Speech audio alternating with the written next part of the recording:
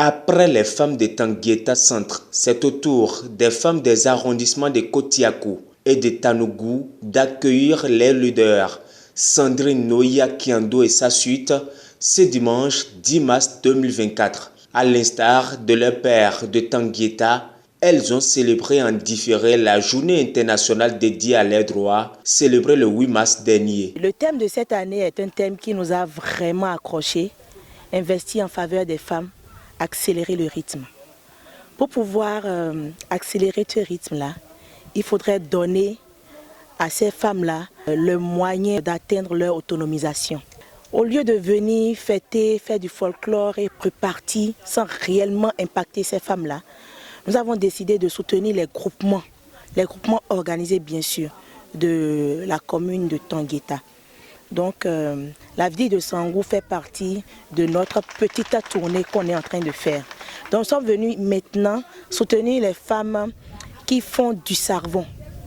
Donc on leur a amené la matière première pour la fabrication de leur savon, les ustensiles qu'il faut, les moules, les colorants et autres. En plus une petite enveloppe financière pour pouvoir les lancer. L'objectif est clair, rendre autonomes ces femmes afin de pouvoir faire face à leurs besoins. Cette journée commémorative a été également une occasion pour sensibiliser les femmes sur le dépistage du col de l'utérus. Nous ne voulons plus voir une femme qui ne puisse rien faire.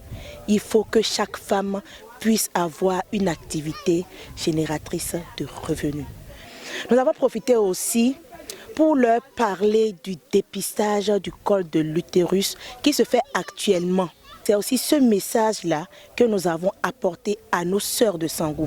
Parce que c'est important de savoir très tôt si on est malade pour pouvoir permettre une meilleure prise en charge.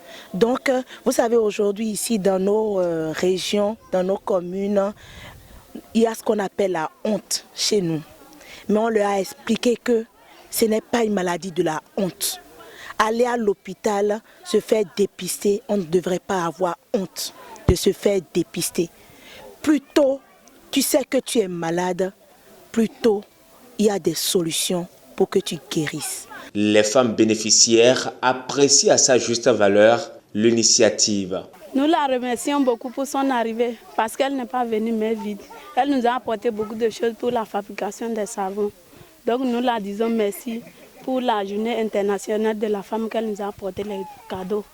De l'huile et tout ce que nous allons nous débrouiller pour fabriquer les choses aussi. Donc nous sommes très contents. Nous, on a un bon sentiment. On est content sur ça parce que c'est les instruments qui vont nous aider et c'est ça qui nous manquait pour notre travail.